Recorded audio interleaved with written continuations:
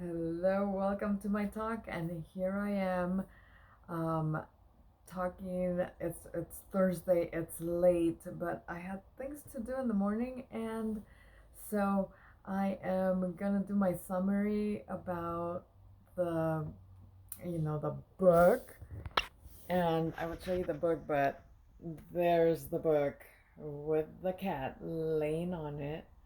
So, but it's think like a monk. You know that because you've been following me all these chapters that I've summarized, right? And I am on chapter 6. Now, these chapters are huge. So I read the first part. I was trying to read the second part of it right now, but it's just late. And I thought, you know what? I could do better if I just do it half and half. And so I wrote down, instead I spend time writing down like the points I would want to make. And so I'm gonna call this the monkey mind because that was like really cool to read that part of the book. It was one of the um, not chapters, but one of the subjects in the chapter, and it's the monkey mind, and it talks about like us humans having like 7,000 thoughts a day, and our minds are in present time for about 3 seconds at a time. Other than that, our minds are thinking forward and backwards, meaning the future and the past, but never in the present, right? And that's where we should be, in the present. Um, and it also says that the Samyutta Nikaya, that must be a person, I don't know for sure, but I'm assuming it's a person, described each thought as a branch, and our minds as are like monkeys swinging from one branch to the next, often aimlessly. So that's where the monkey mind comes and plays. That Samyutta Nikaya person described our thoughts as monkeys swinging. Actually, the thoughts are the branches, and our minds are like monkeys swinging from one branch to the next, often aimlessly. And I think it says like it's a drunken monkey. This cat is traviesa, like really. So that was one of the things that I thought was the coolest. But then it goes on to say every choice in life is a battle. Oh, this was uh, a chief, an American Indian, uh, talking to his grandchild, and the grandchild asked something about the not the mind, something about why it's so hard to just think or choose to do the right thing. And he says that every choice in life is a battle between two wolves inside of us. One represents fear, anger, envy, greed, lies, insecurities, and ego. The other represents peace, love, compassion, kindness, humility, and positivity. And so the grandson asks, which one wins? Granddaddy? And the chief says, the one you feed. The one you feed. So if you are, you know, inclined to listen to your ego and to your fears and your anger and all that, that's going to win. And you're going to choose to do the wrong thing. And that would be feeding, the bad wolf. And if you're more inclined to, forgive and forget, it one of the things I read in the book, and I did not write it down, is, and it was probably in this part of the book, I think the Buddha, I'm not sure, but I think he said, anger is like a poison. Hope I say correct because I didn't write it down. Anger is like a poison that you drink. You drink the poison hoping that the other person that you're angry at is gonna die. And it's never gonna happen. If anything, you're hurting yourself. So stop being angry and forgive and forget. It's too much energy spent on something that the other person might not even know about.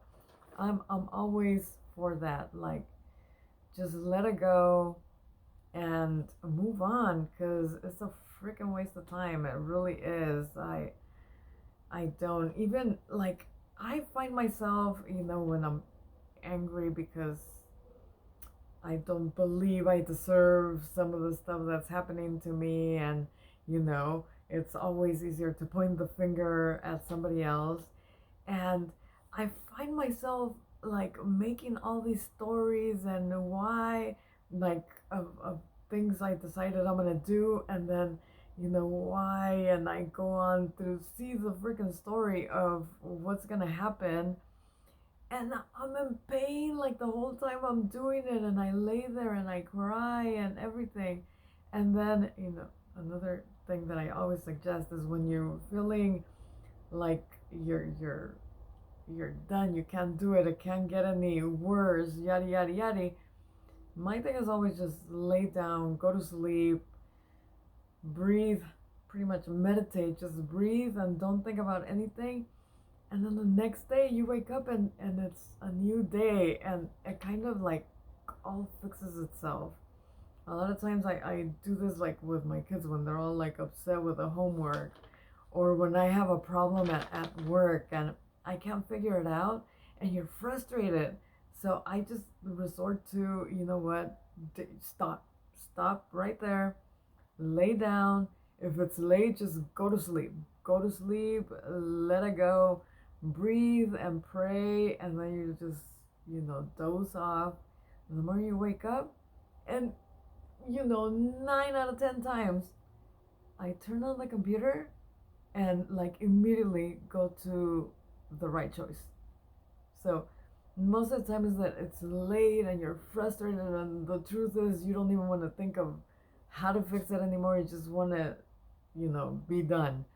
So the best thing is just to leave it alone and do it the next day. It's a little bit harder with homework if it's due, at midnight or tomorrow morning. But still, I just tell my kids, just, what, you're not, if you're crying and you're frustrated, it's not gonna happen. So just, step away. If you can, lay down, breathe, don't think about it, drink some water, you know, anything. Don't watch TV, don't go on your phone. You have to like lay down and just like go to sleep if you can. And it will, like, literally, it fixes itself. It really does. I believe 100% in that. And I don't know if I drove away from what I was saying, but yeah, I was on the part, every choice is like a battle between two wolves. Okay, I said the story about the chief, right? And how, who wins? The one you feed.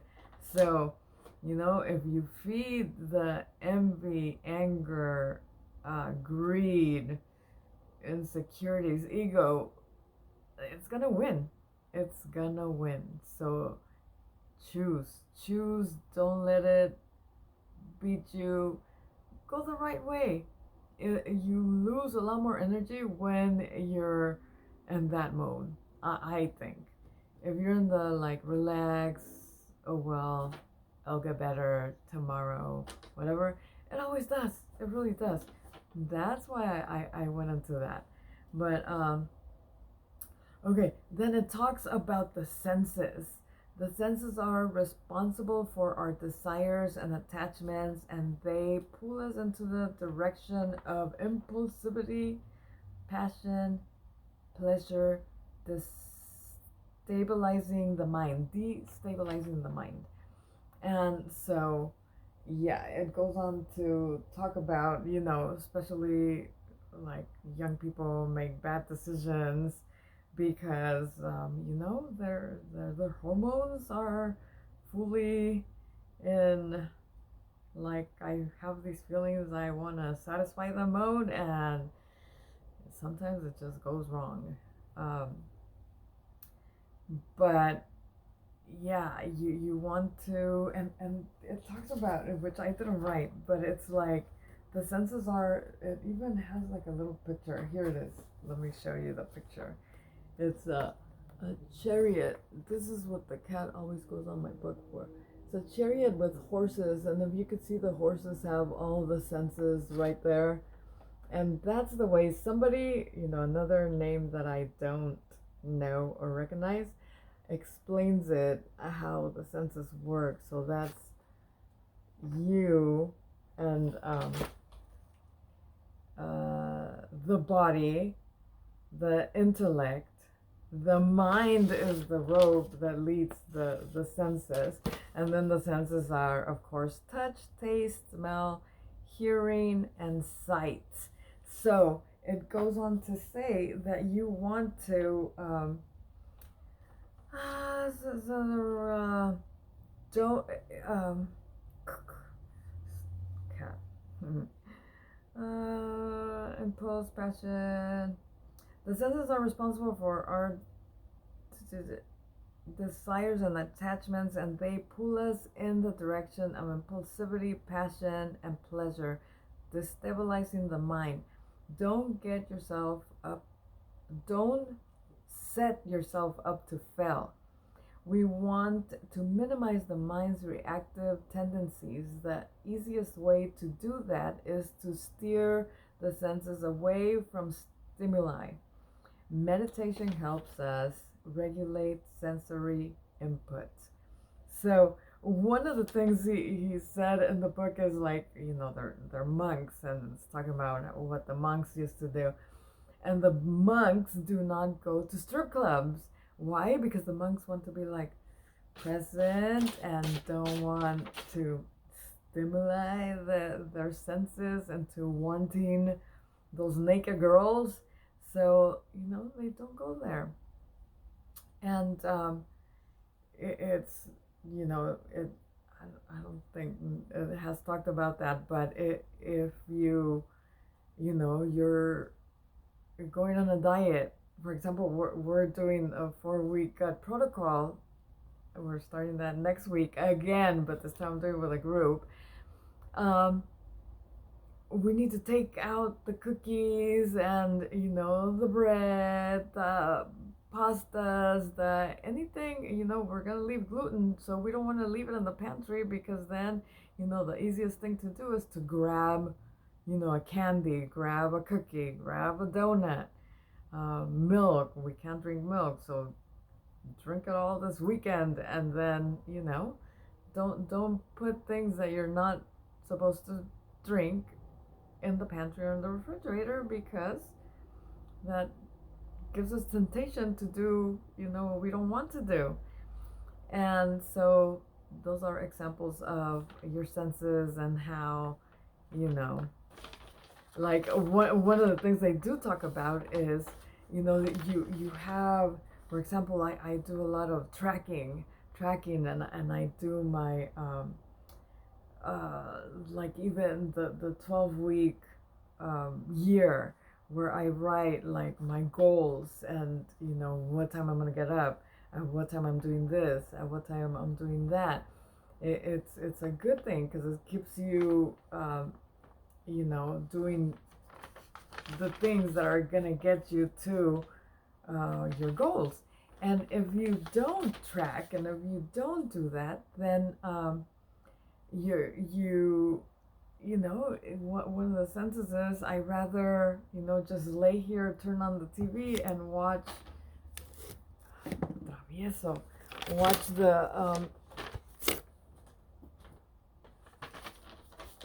TV, or I rather, listen to music and not do anything. I rather paint the wall, or, instead of the things that I want to do.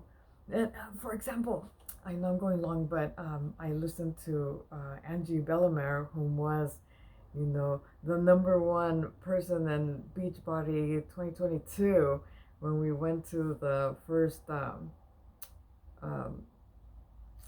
what is it, like meeting up in Missouri. Yeah. And so she says that, I lost my train of thought because of a stupid cat. But what is it? I was gonna say something that she said. Oh my goodness. I totally forgot. I just like blanked of what I was gonna say about her. Because I read a lot or listen to her videos in regards to, tracking, because she's been so successful, and I want to be successful too.